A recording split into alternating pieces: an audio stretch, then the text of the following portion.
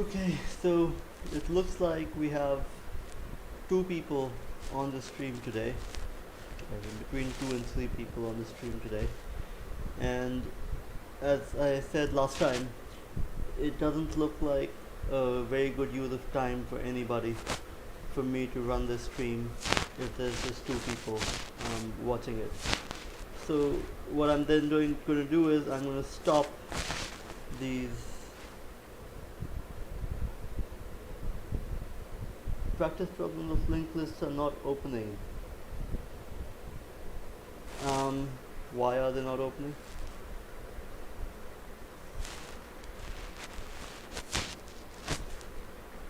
Oh, so you don't have the ability to unzip RAR files. Okay, got it. Okay, I will compress the structures as a zip file.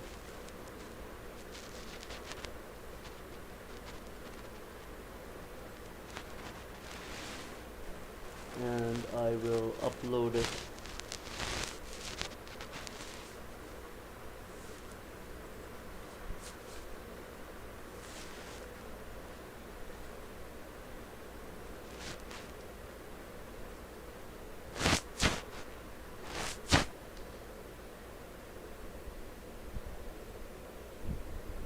and I will tweak this.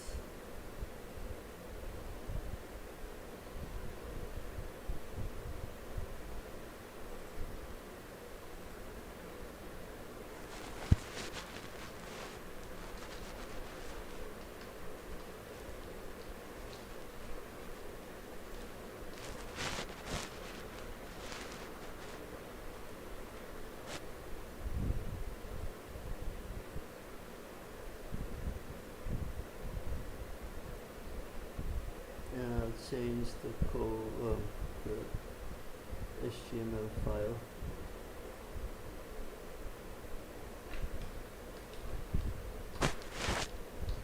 Okay, so I just changed it. Now the zip file, you should be able to open the zip file. Okay, so it looks like we have 6 people on the stream now. 7 people. Okay, in that case maybe we can actually solve the problem that we are going to solve today, which is this hard problem in structures. The idea is you're given a linked list with a digit in each node. You have to split it into 2 separate lists, with the 2 lists containing alternating elements from the original list. That's the first part of the problem. You have to split a list into 2 separate lists with alternating elements from the original list. So 1 goes to the first list, 2 goes to the second list, 3 goes to the first list, 4 goes to the second list, and then they end. Now each of these lists defines a number. If we treat the first element as the tens place, the second as the ones place, this is 13, this is 24. We want to subtract the smaller number from the larger number and report the difference, so the output here should be 11. So we take the input 1, 2, 3, 4, and then we terminate the scanf with a -1, and the output should be 11. That's the idea. And we also have to handle the corner case where the lists are not the same length.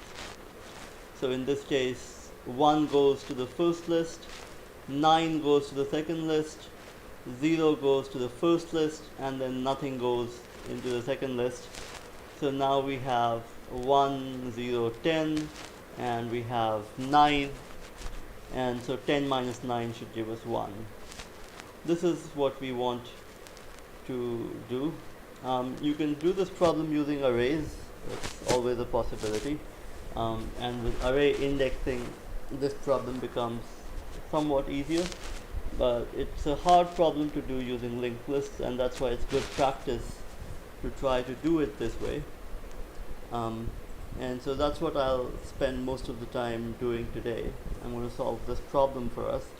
Now we'll get a head start on solving this. It's the longest problem, but what we can do is we can simplify our life by borrowing some code from the code that we wrote last time. What code can we borrow?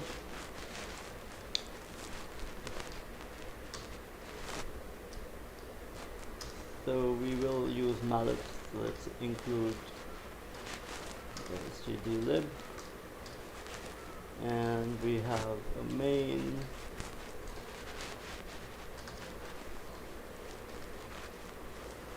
and then what else can we borrow from the previous one? Let's open up the earlier one that we did, this one, and let's also open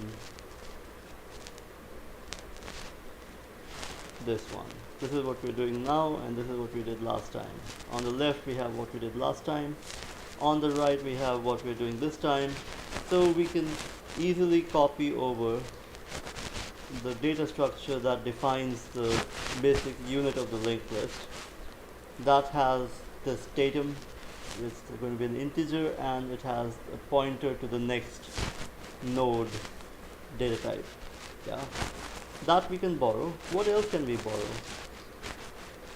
We should be able to borrow all of this. Oops. This one, and this one. These three functions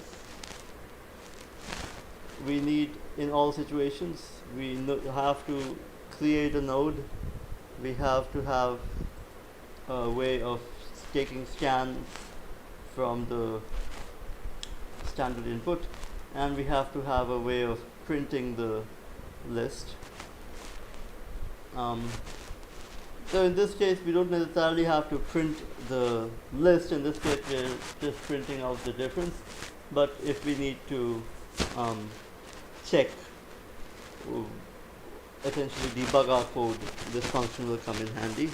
So now let me quickly copy over all of these functions. All of these functions we wrote on Wednesday, and we will just copy them over with no changes here.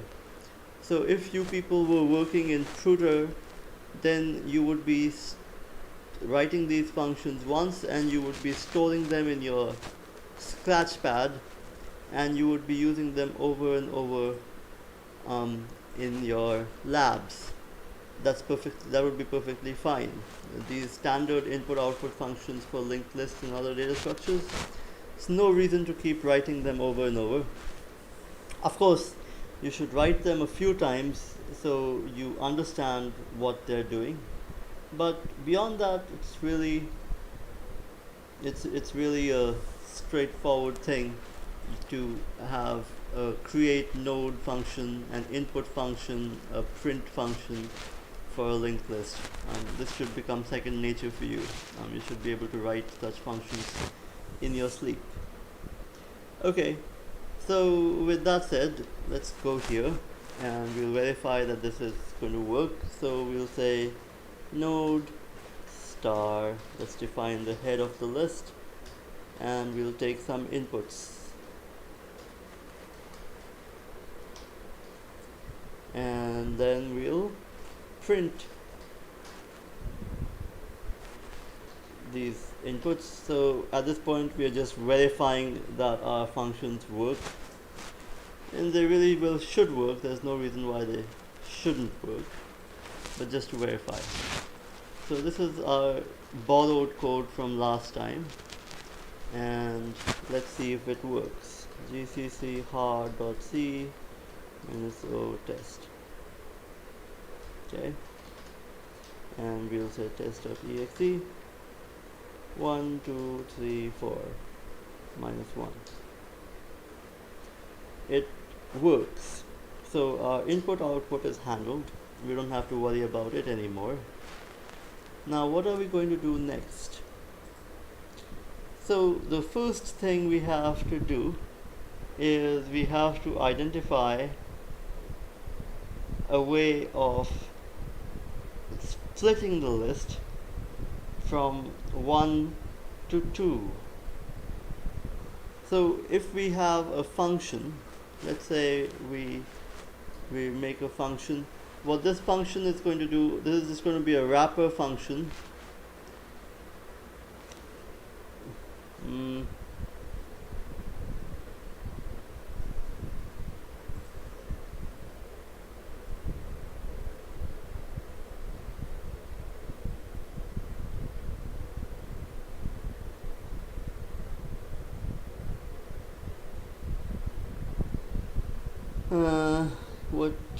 What should be the return type of this function?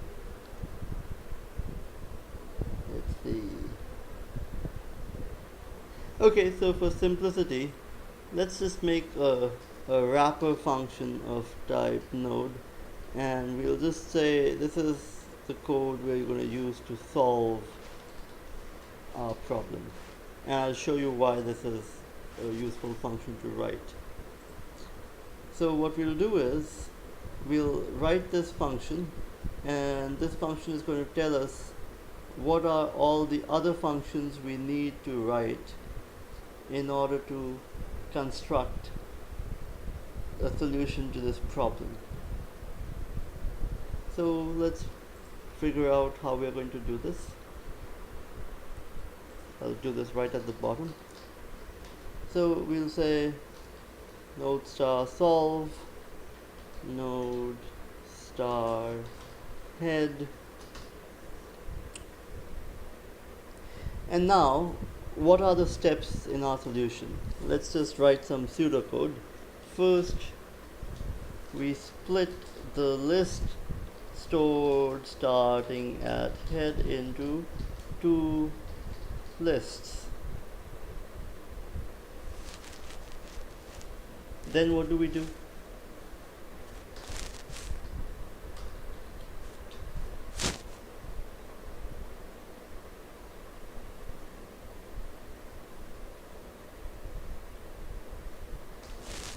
We handle the uneven length issue, and then we subtract the smaller number from the larger number. So let's make a function that will do this first part first. So for this we need to set up a couple of node pointers, one for the first one and one for the second one. Let me set it to null.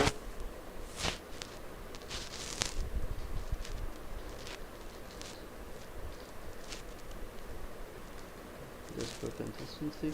So I have initialized two pointers to the node data type, and what I'm going to do now is I'm going to call a function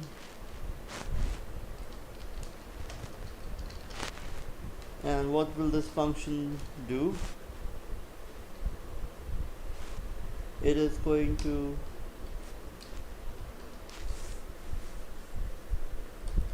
split my list stored at head using A and B, these two structures. So now I have written this function, or I know I'm going to need this function. Let me actually write this function. So let's see, how do I put this?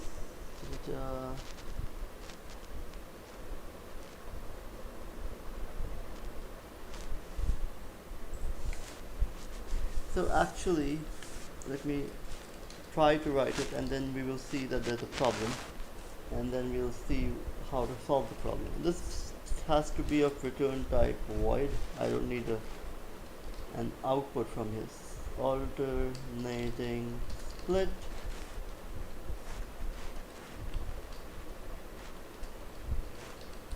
So there's the original list,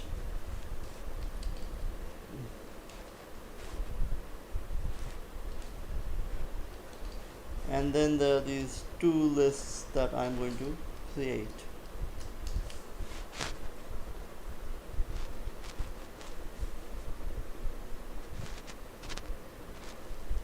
So first of all, how am I going to do this? I am going to take the original list and then I'm going to step through it, and then I have to move the contents of the original list to a node in one of these two lists based on where the last one went. So if the last one went to A, then I send the next one to B, and if the last one went to B, then I send the next one to A.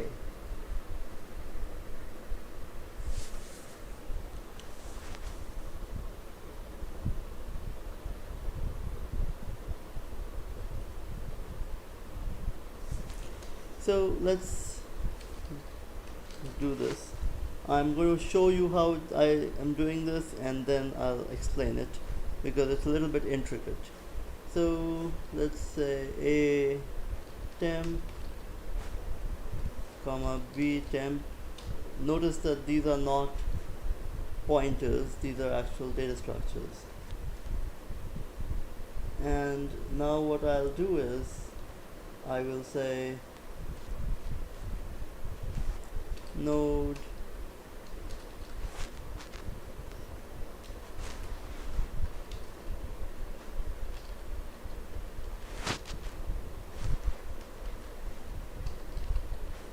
address of A temp and B tail address of B temp. So the reason I have defined these separately is going to be clearer as we go along.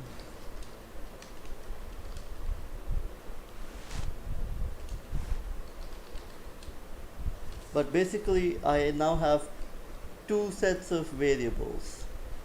I have the original address, or I have the original pointer. I have current, which is a pointer that is set to the same address as original. I have these two structures, and I have these two pointers to the pointing to the address where these structures are stored. And then I say a temp, this is that structure, so I'm going to use dot notation to reference it, and b temp dot next equals null also. So I just fill these up, and now notice what happens.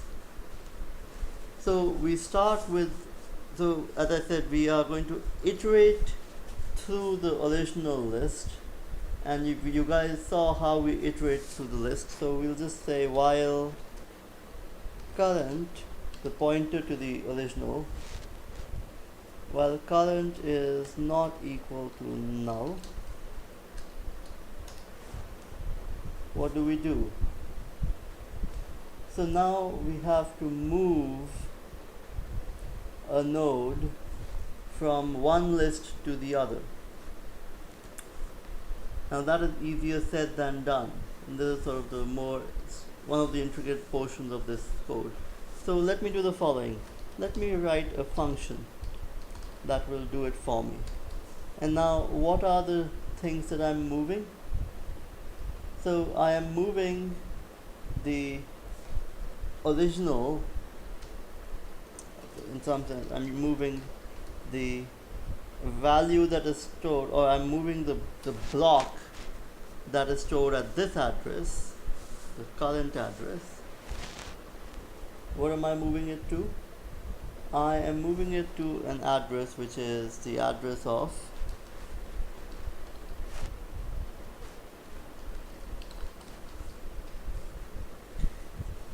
A tail next. Now this is, as I said, slightly intricate. What are we doing here? So first of all, we said we are making this structure atemp. Then we said we'll point this pointer atail to the location where atemp is stored, and we set the pointer within atemp to null. And now what we are saying is, we are saying we are moving through the original list, and as we move through it, we advance. So the first time we move through it, we're going to move this guy, the current position of the pointer,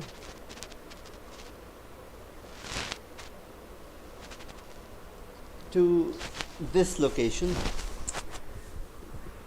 and then we'll see what happens.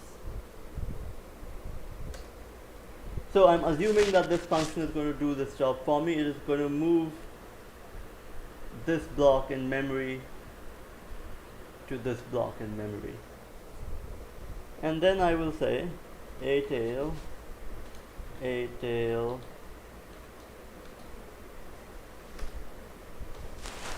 arrow next. So the moment I have added some data into this new list, I am going to increase I'm going to chain a new memory block to this, and I'll do this in the familiar way that we all know now. I'm going to set the value of the atail memory address to whatever is stored in this value now. What is stored in this value now is what was stored in this value in the previous line. And then if current not equals null, which should happen unless we have reached the end of the list, what do?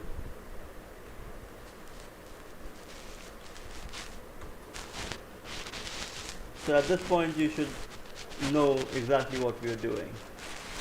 We are using the same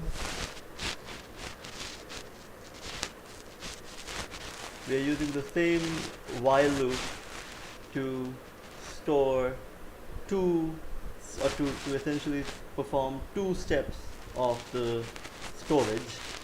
So this way we ensure that first we store a value in A, then we move the pointer, then we store the value in B, then we move the pointer, then we store it in A, then we move the pointer, and so on. So this is what we do, and then what do? B tail, we move this pointer.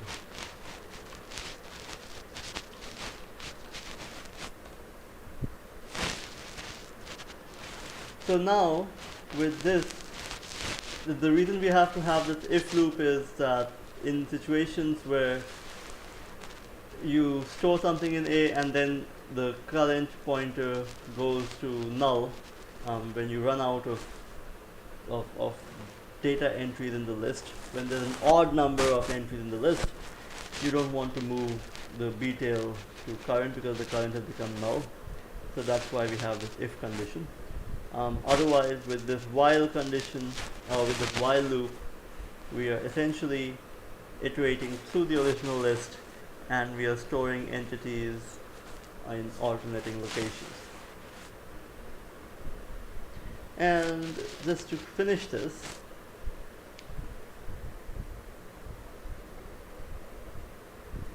what do we need to put? So remember that we have defined all of these variables. We haven't actually used the original variables up to this point. What we need to do is link the variable a and the variable b, which is being passed by reference into this function, we need to link them to the variables that we have created. So we do this by saying a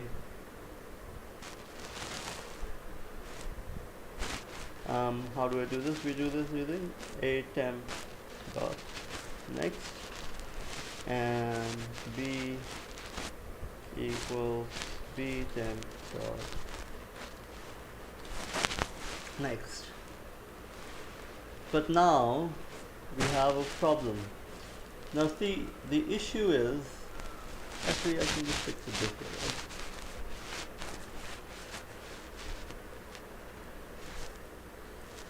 Okay, so I now have this function written.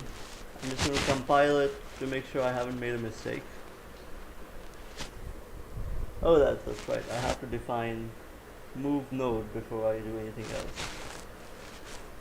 So what is move node going to do?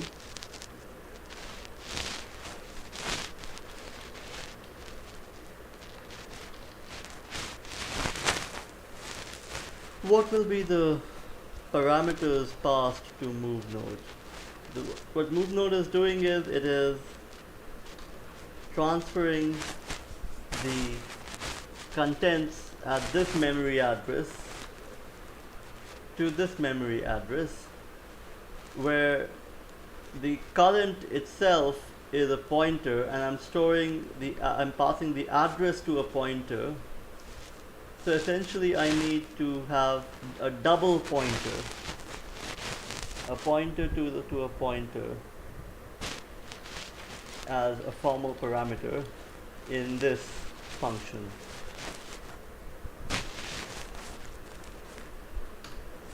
This is what I need. And how does this work? Let's figure it out. Node new node equals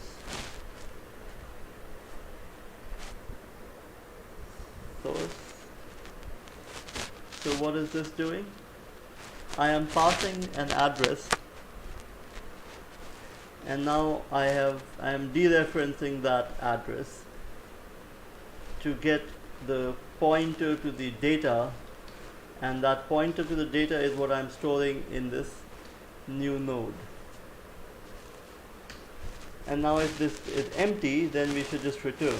So if we say if not new node, return.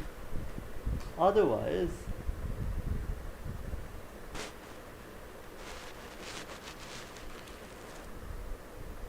we say source equals new node next. So we iterate, and now we're just essentially doing a variable swap, except now the variables are pointers.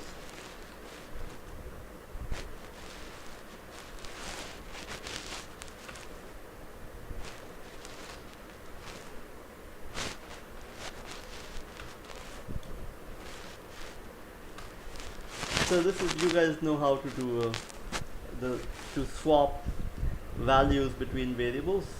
I have essentially executed that same swap here.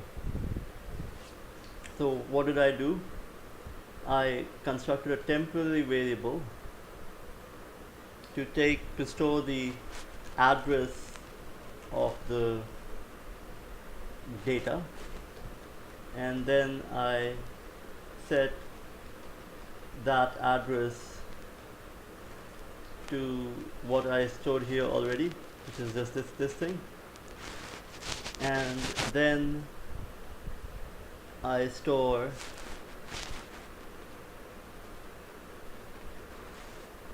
this address, the destination address, into this variable, which is the next field of new node. And then I finally set the address of destination to new node itself, which I had originally placed as, or which I had originally defined as the address of source. So it's a little bit complicated because I'm generating this new node and then I'm using both it and its next field, but just remember that this is a pointer, and because this is a pointer, it is storing an address. What is it storing the address of? It is storing the address at which the source list begins. And then I set, so new node is storing the address at which the source list is beginning. When I set the destination pointer to new node, now this is going to point to the address to which the source was pointing. And when I say the source pointer should point to this address, and then I set this address to this value, then the source pointer is going to now be pointing after this line. It's going to be pointing to the address where the destination list was already stored. So what I get is, I get the destination list pointing to the location of the source list, which is exactly what I wanted.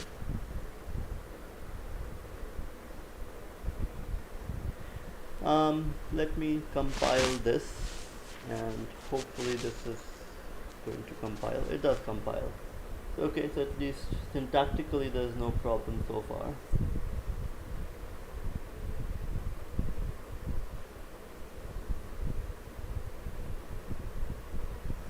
But shall we test it?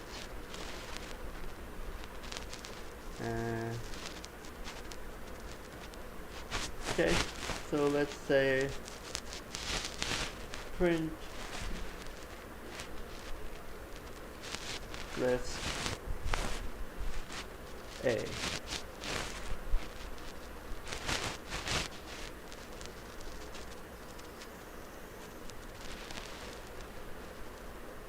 And in main, actually let me do the following.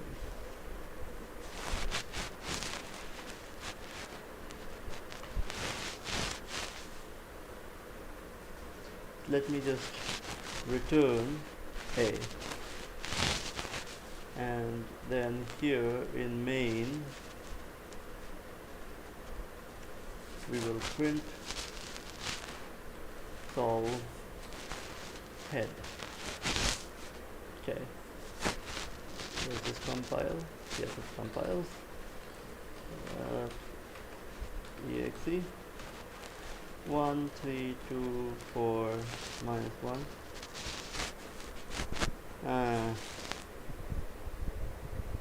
Okay, so it doesn't work.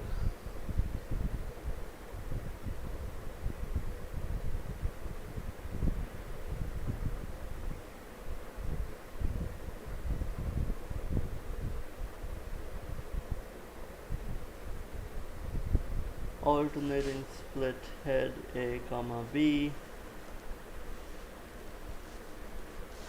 Let's see what happens if I return head.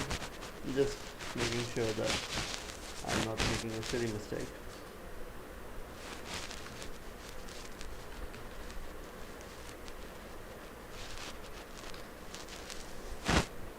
Huh.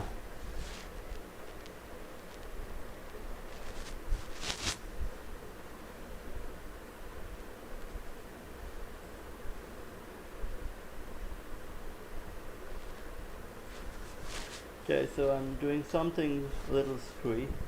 Let me try this again, just so I understand what's going on.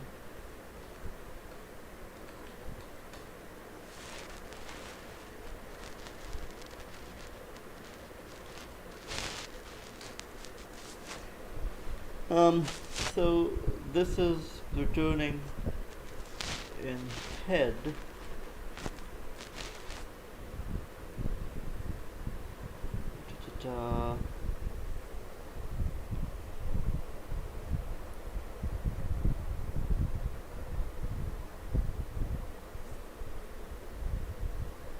there's some place where I have used a swap where I shouldn't be swapping. Let me see if I can find it.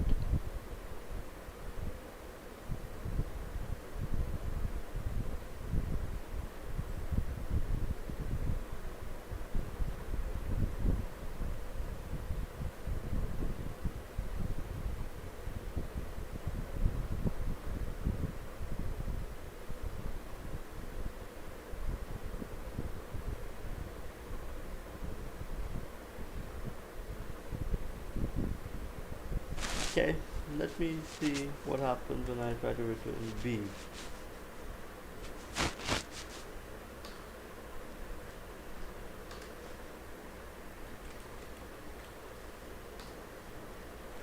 So B is empty.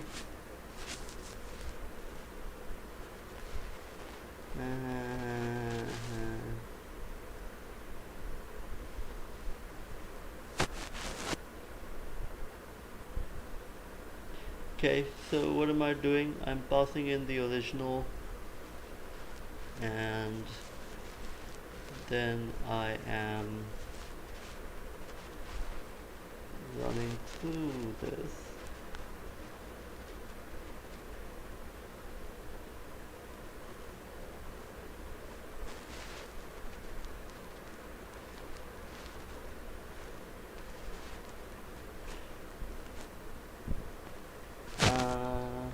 Let me actually do the following.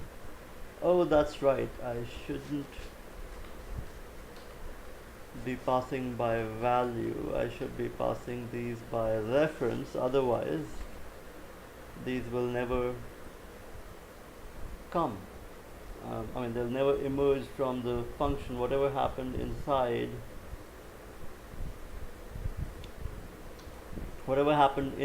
the alternating split function will stay inside the alternating split function and will never show up here. I think that's the problem. Let me see if this works. Test.exe 1 2 3 4 -1. Yes, excellent. So this was the problem. Let me print out VA just to make sure that we're doing this right. .exe 1 2 3 4 -1. Yes, so I get the result I wanted. The reason I was not getting it before was that I was passing A and B, and because I was passing them by value, then whatever changes were made for A and B here were not showing up here. Now when I'm passing them by reference, whatever changes are made to A and B show up in this code. So again, a warning to you people, whenever you're working with structures and pointers, passing by reference is very useful. If you're passing by value, you have to think a couple of times what's going to happen and whether you actually need those things modified or not. Okay, anyway, so now I am able to retrieve this split, and just for completeness, let me print out head.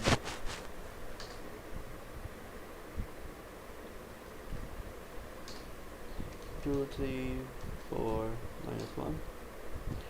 So head is being screwed up also, which we didn't really want, but that's okay.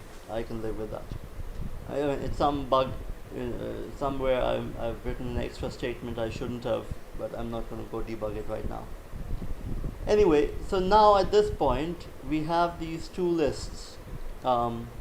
They contain the values 1, 3 and 2, 4 as we wanted, and now we have to equalize their lengths, and we also have to subtract.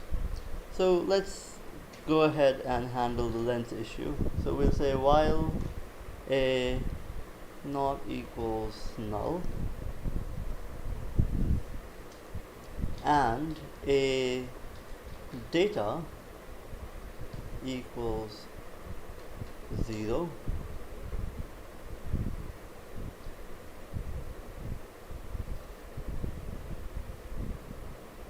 we'll say a should be equal to a next.